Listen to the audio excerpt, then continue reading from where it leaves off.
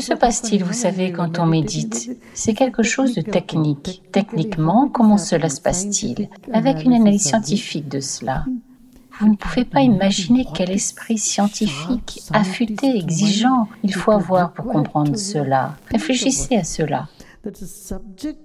Quand un sujet et un objet s'annulent, ce qu'il reste, c'est seulement une pulsation qui est de l'énergie. Il y a un texte sanskrit appelé Sankhya Karika, c'est tout ce qui traite de pulsation. L'univers n'est rien d'autre que pulsation. Et c'est ce que nous sommes tous. Quand vous avez été conçu dans l'utérus, quelle a été la première chose? La pulsation. Cela vibre, l'embryon palpite. De la même manière, tout est juste pulsation. Alors, lorsque vous expérimentez la pulsation, alors vous voyez que vous avez dépassé le stade embryonnaire de notre conscience, parce que notre première expérience de la dualité est la pulsation. Et puis vient la perception. Je veux dire, c'est quelque chose de tellement époustouflant. Donc cette technique signifie que tout est énergie.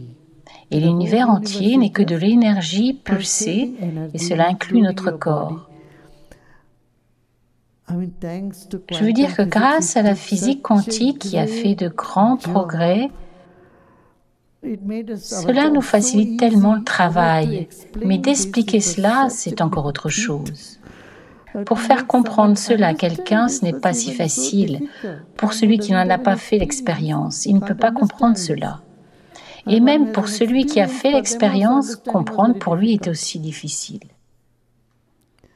Mais la physique quantique et la physique mécanique a rendu cela tellement facile parce que l'intellect est d'accord pour se dire qu'il n'existe qu'une seule chose aujourd'hui, qu'une seule fonction d'onde, et pas différents objets. La barrière que l'intellect pourrait poser pour l'unité de la conscience est éliminée par la science. Et cela fait que pour l'intellect, les sadhaks, ceux qui font des pratiques spirituelles, c'est facile pour eux, pour chacun. Voyez-vous ce que je veux dire? Pour les sadhaks innocents, ce n'est pas du tout un problème pour eux. Ils sont si innocents, ils se disent tout est vide, ils savent que tout est vide. Mais pour celui qui a un intellect très pointu, il se dit comment cela se pourrait? Cela est vraiment résolu par la science à ce niveau de fonction d'onde.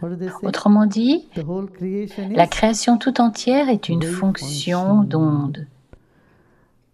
Ce qui rend les choses si faciles pour nous.